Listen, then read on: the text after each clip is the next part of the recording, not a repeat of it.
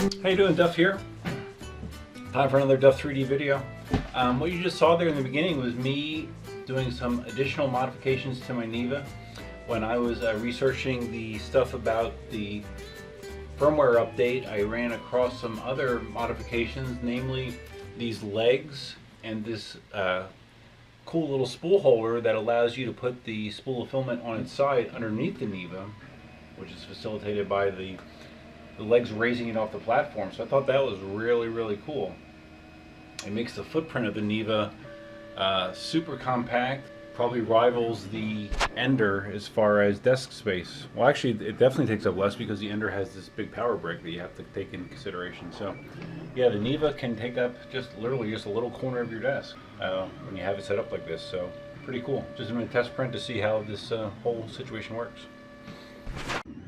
So before we get started talking about some of my latest and greatest adventures in 3D printing, I just wanted to mention that GearBest is actually having a huge sale, evidently, starting on March 26th. This is, they've been in business for 4 years, I guess, and if you are familiar with 3D printers, it'd be next to impossible for you to not have heard the name GearBest before.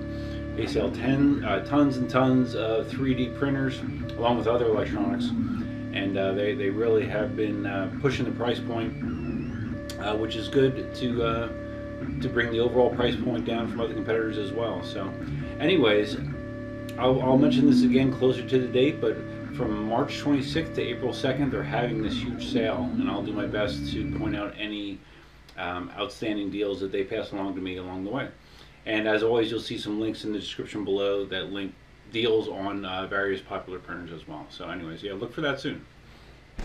Okay, so anyways, I just wanted to give a brief update on the latest and greatest. I haven't been doing tons and tons of 3D printing lately, but anything I have been doing, I've almost exclusively been doing it on my Anycubic i3 Mega. You may remember a few weeks ago I did my initial unboxing and review, and it was a positive outlook on the printer, initial outlook, and I have to tell you that outlook has only improved with use. I love this printer. It's awesome. It just works. The prints have been very consistent, very solid. I haven't had to go in and re-level the bed after my initial leveling. It's been fine. The control panel interface, you know, this nice bright LCD screen is easy to use, informative, looks good. And this Anycubic base, this build surface is outstanding. It's the best that I've seen on any of my printers. It's really good. On my Neva, I'm printing a model called, I think, the Ultimate Calibration Test or something like that, just for the hell of it. I just wanted to give it something to work on for a little bit. My biggest question with this was if there were, oh, wow, it's unspooling itself. I think I have a twist in the filament. Alright, yeah, it looks like when I set this up, the filament was kind of twisted, so it was bunching up there, so easy enough to fix. Cool spool holder back on. Let's see if I can slide this back under without causing too much problem. There we go.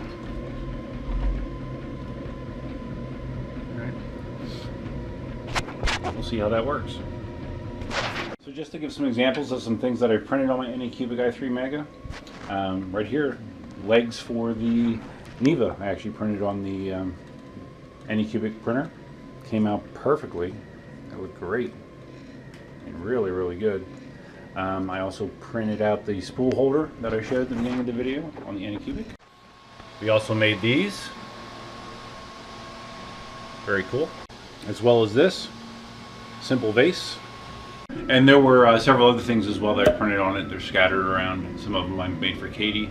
Oh, actually I made, shit, let's see if I can find a picture of it. I made a nice huge bank that looks like an owl. You might have seen the model on Universe. That was a long print and it came out really well. It's awesome. So yeah, I love the Anycubic i3 Mega. And like I mentioned, the build surface is so awesome because what happens is once it heats up to 60 degrees, and this thing heats up super fast. Compared to the CR10, it's like night and day. It heats up. I think I measured it when I first did my initial review, and it was like 3 to 4 minutes to get it up to 60 degrees. And of course, the build surface is not as big as the CR10, but still, it's a good size. So it heats up fast, but once it heats up, the prints, something expands on this and it just locks the print in place. I mean, you would think that it's locked in with glue. I mean, it really holds the print in place. And then the cool thing is once it's finished, once the plate cools down, you have to let it cool down, because if you don't let it cool down, it's still going to be stuck there. But once it cools down to room temperature, it lifts right off. I mean, effortlessly. You'll never have to use a scraper. It's amazing. It's really good. And I liked this so much that I actually went out and bought this. It's supposed to be the same surface, the Anycubic Ultra Base, and they make it in a bed size that fits the CR10. I have not put this on yet. My CR10 and my Ender have on borosilicate glass. And I apologize to people that let me know that I've been pronouncing that wrong all along. I was pronouncing it borooscillate glass, which is incorrect. It's borosilicate glass. And like I said, I have 1/4 inch pieces on the Ender and the CR10. And they have worked well. I don't really have an issue with adhesion, and again, with a surface like that, it comes off very easily once the print is done. And the only reason that I haven't put the new Anycubic base in the CR10 was I saw Uncle Jesse recently did a video talking about different surfaces, and he has an Anycubic i3 Mega as well, and he loved the surface, and he got the same surface for the CR10, expecting similar results. I was disappointed to see that, I guess, at least in his testing, he had a lot of issues with adhesion using that surface on the CR10. He said it took forever to get up to temperature, and he said the only way he could get it to stick was to bring the bed all the way up to 70 degrees Celsius instead of 60. And on a CR10, that takes forever to get it that warm. So I am going to still put it on my CR10, and I'm curious if I'll see similar results or if I'll be fine. Hopefully I'll be fine, because I'd love to get that sort of performance on my CR10. Although the borosilicate glass has been fine, so part of my I have a little voice in my head saying, hey dummy, don't you remember all the problems you had when you were fixing things that weren't broke on your CR10 before? And this is kind of another situation like that. You know, the surface I have now does work fine, so. But I still want to try the Anycubic base. I bought it, might as well pay for it, or might as well try it. And I think it costs somewhere in the neighborhood of 30 bucks. One of the things I was concerned with this modification was if these legs would slide it all on the table as it's printing. So far, so good. Although I am still having issues with the way this filament is kind of curling up on itself, so that might take some trial and error.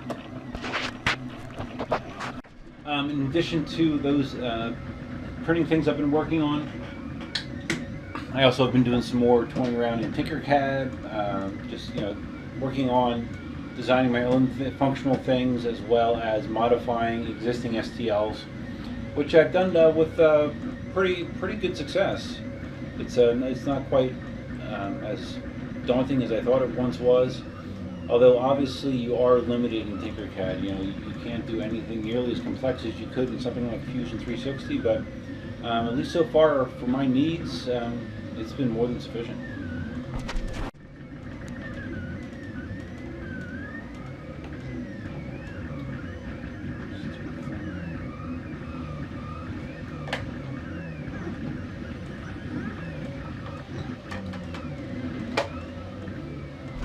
I have a palm rat problem out of my chicken coop, and I bought these humane mouse traps, and they do seem to work, but it seems like the spring assemblies on them are incredibly shitty, and they lose their closing force very quickly for some reason. I've been trying to adjust this unsuccessfully, and it's funny, I looked online and there are a number of 3D printed mouse traps you can get. I'm looking for one that is non-lethal, so I may go that route. I just wish these would work. I've actually caught 3 of them so far using one of these, but the damn spring assembly just does not hold up. I'm not sure why. Okay, as far as some other updates, my Samsung PowerBot vacuum cleaner. I'm not that impressed, to be honest with you.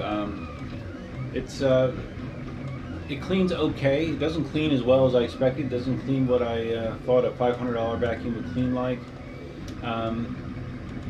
It randomly requires you to reset it. A couple of times it was sitting on the base and it would no longer respond to the remote control, and you had to take it off and hit the power button, the master power button at the bottom, and cycle it to get it to be back online. And it just doesn't seem like it cleans as well as I hope. The dustbin never has all that much stuff in it. Actually, my oldest model Nito, I would say, is still my best performing robot vacuum that I own. So it's kind of depressing. But I'll keep working on it. But my extended opinion on the PowerBot is I don't think it's really worth the money, to be honest with you. All right, so that's really all I got for you for now. Just a couple quick little updates. With 5 printers in my collection, I think I'm pretty much maxed out unless I get rid of one somehow. I am considering actually taking the Neva into the office and using it there.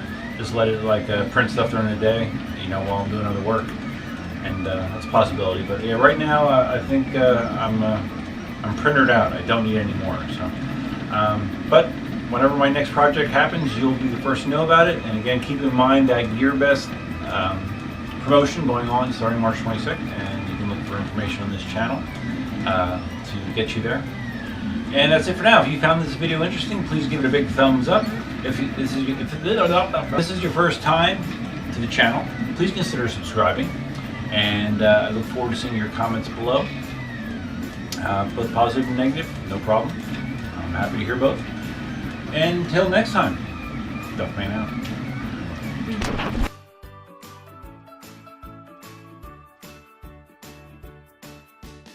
Oh, I forgot to mention one thing. One negative with the Anycubic. The only negative thing I could say about it is this filament detector seems a little wonky. I was doing a long print and it kept saying that there was a problem with the filament. Cleaned it out, and it would just stop the print and say there was a problem. So my solution to that has been to remove the filament detection sensor for now and just leave the filament in it, and it's been fine ever since. Duffman out.